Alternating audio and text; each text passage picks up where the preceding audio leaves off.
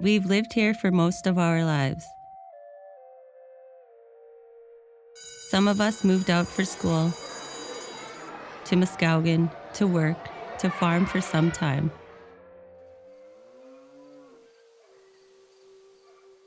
But we made our way back. This is our home. We used to live in log cabins closer to the lake. We had no electricity and no roads. There was the river too. The water was pure. We lived a good life along the lake. We were taught to respect the water, not to waste it. Water is where we come from, where we're born from, and what gives us life.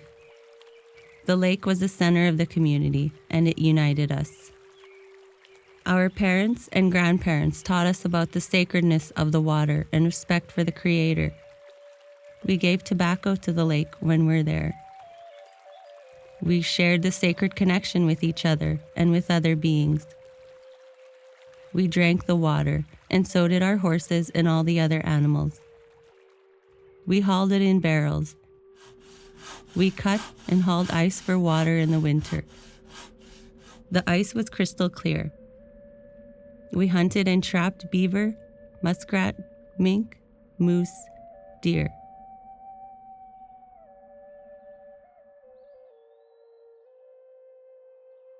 We made muskeg tea. We swam in the water. We bathed in the water. We did laundry in the water. We collected duck eggs, berries, medicines by the lake. We fished and collected reeds. We found sticks by the water to use for the rain dance. We had different ceremonies, ones that connected us with all the elements: wind, the sun, the moon, the water. People from other reserves would come. Our people gathered by the lake. It drew us together. We lived in our family groups and took care of each other.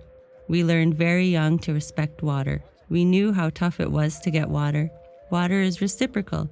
We look after the water, and it looks after us. It gave us spirit, a chance for reflection. Floods were thought of as cleansing. Droughts meant fasting. The cycles helped our spirituality.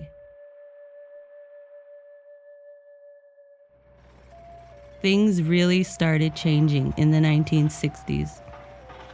The northern dam was built, and then the fish disappeared. Farms came in on the other side of the river. Some of us were told we couldn't drink the water anymore. And then the other dams and floodgates were built. Dams, floods, drought. Our land and water changed, controlled by the whims of government people and land managers who were afraid of floods. Then us, we changed. Ceremonies became forbidden. We weren't supposed to do them. Some did them anyway, in the bush, hidden. We started to buy water. I think Indigenous cultures are the first ones to share resources.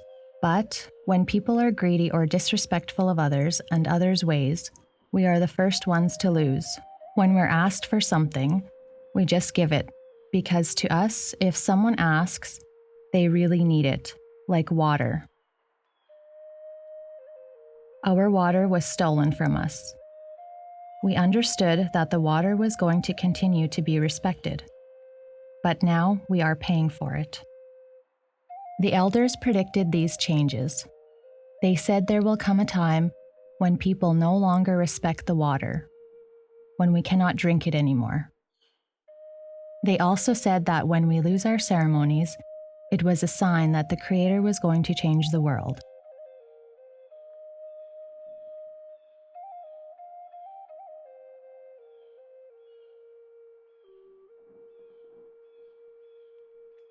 No one touches the water at Yellow Quill now because it's polluted.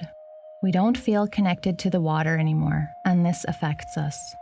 Our community is so individual now, and in many cases, the connection to each other is lost. Yes, we're happy, but that doesn't matter if we don't talk to each other anymore, if we've lost our spirit. We've been polluted physically, mentally, and spiritually. We're worried that the lake is becoming an afterthought. Everything is an afterthought. Our spirituality is not changed by the lake or the dam or anything out there. It is changed by us. Our lack of feeling, thinking, respecting other life. When the spirit of the water became angry, our own spirits changed too. The lake has become just a place where no one goes. There's no attachment to it. Our culture and beliefs got left behind for a time. Some of us hid our traditions because we were afraid of imposing them on others who have changed their ways. We worry when culturally we never had to worry before. We have ceremonies in ceremonial houses now, instead of where we used to have them. The Rain Dance Lodge is very important. We are lucky that we still keep some traditions alive. If our culture loses them, we lose our teachings on the sacredness of water.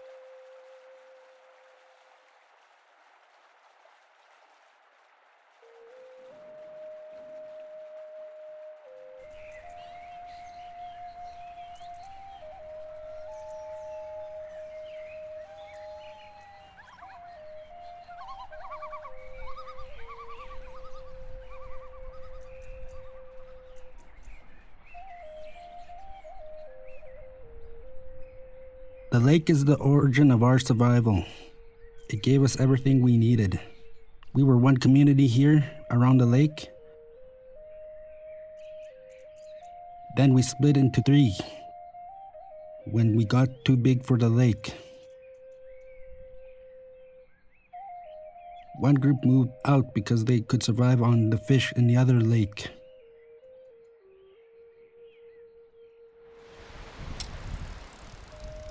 Here we fish still, but mostly just raise cattle and cut hay.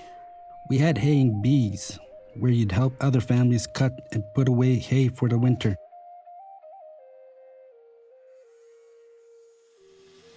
We cut the spruce and poplars that were around the lake, sold cords to the surrounding towns, the newcomers. There used to be lots of timber before it burned in a big fire. Convenience is a killer. We wouldn't have any disease if it weren't affected by non-Indigenous people. We had our own traditional food. We didn't have sugar, no booze. Our water wasn't contaminated. It was the chemical they put in on the land to make farming easier for them, and then the human waste poured right into the creek. The animals were poisoned and we ate them. Our medicine and berries are disappearing now. Making water and the land convenient for mass production was more important.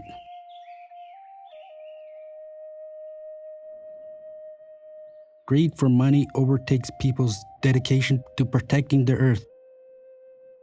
It seems that newcomers never have enough money. What do you do with it when you die? We didn't need money. We always had enough food to survive.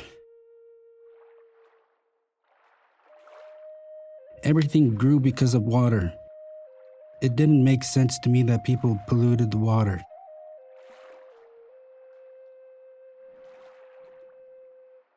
The dams, they aren't practical either. You can't control water, fish, or animals. You have to respect them. They built that fish ladder, to help the fish. But it didn't work. The fish, they get hurt or cut going through there and die anyway. They can't heal in the polluted water. The water board said the floodgates and dams were going to make life easier for us. We all used to live right along the lake, but the dams affected the water underground. They held back water here so farmers could cross the river without going around to a bridge. Our houses kept getting flooded. We had to move. That didn't make anything easier. The other community, they got flooded and all of a sudden it was on the news. 12 million flood damage in the town. We've been flooded constantly, but no dollar value was ever given. If you're not living in a First Nation reserve, You'll see a dollar value and be on the news. As soon as your color changes, nothing. We got this new water plant too, but now we have to remind the kids why it's here. We can't lose that story, because if we do, the government will be seen as a hero when it's not.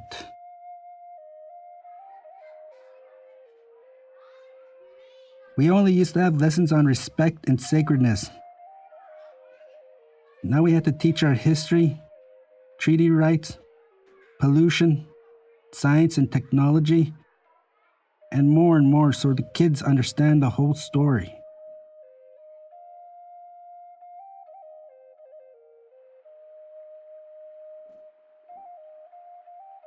Our way of living kept us sharp. We had to be smart to hunt, trap, fish, and look after your neighbors. You listened to your grandparents. Listen harder when they prayed or went in the sweat lodges. That's how we learned to survive. From those who were surviving. Surviving meant respecting water. We cooked our food in water. We washed in water. Water was our highway, our way of traveling. The dams and floodgates, it's stopping nature from taking care of the land. Humans are not good at that.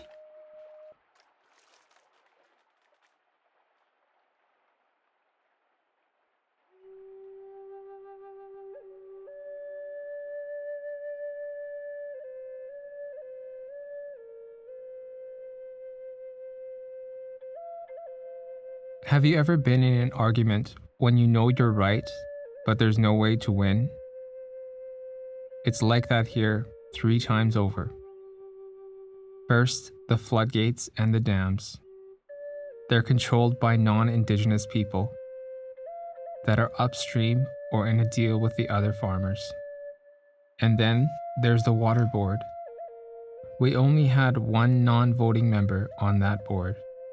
The board would always vote to hold the water in, so they don't get flooded. Didn't matter what we said. Here, we are flooded by the slow draining lake, and the outlet creek they made doesn't work. The land all around is so flooded, you can't even get to the lake anymore. I've got a hay meadow up there, and it's been flooded for 5 years now. All year round, we used to use the lake and the land around it for water, fish, hunting, gathering food, and now we can't even get to it. Even had a community pasture there too. You know, we were being good citizens. Years and years ago, we'd grow grain and raise cattle, then brand them and sell them through the Indian agent. They were the only people we could work with, and they would negotiate a price for us. Then they take some off the top too. Could only sell in the fall. Wouldn't make ends meet, but we couldn't even slaughter and eat our own cattle. Had to go through the system, you know? We'd get charged if we were caught. We'd cut the wood and sell it by the cord in the towns, but we had to buy a permit to sell our own wood. Didn't make sense to me. You know, industries have to pay to rent space, get permits, all that, but the water agency and the gas and power line folks, they just came in and took it from us. Nobody paid us to rent our resources. We fought the floodgates, but were ignored. Now, with the water, the government tells us, you know, you don't own the water. Sask Water owns the water. It's not true. None of them ever brought water over here when they came. It's the opposite. Water brought them into this country. Heating our houses. We used to heat our houses from the land, with our wood. Now, every reserve across Canada pays big time to these big corporations for the resources, wood, gas, hydro that should naturally be ours.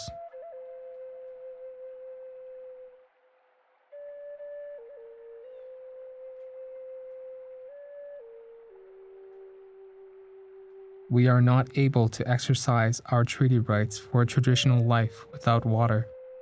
But the government doesn't see it this way.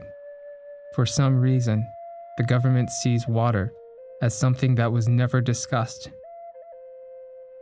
The Natural Resources Transfer Agreement also changed things. So we've been smart about it.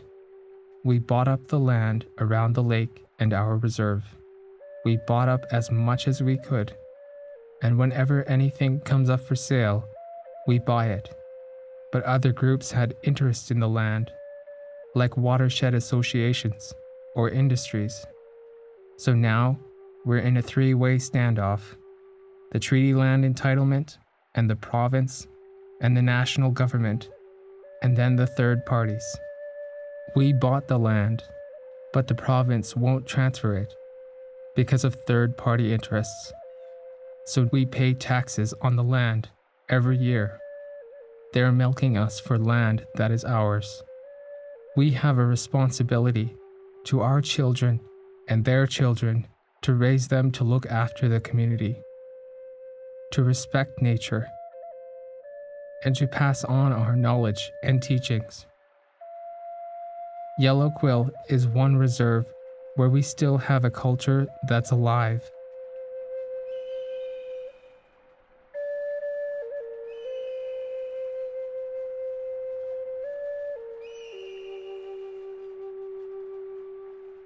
A barrier we face is that the elders and the young people can't talk to each other anymore, but we're teaching the young people the language again. I'm proud of that. It means our culture has a chance of survival. Our kids have to learn about the modern things in school, but they also have to learn here at home.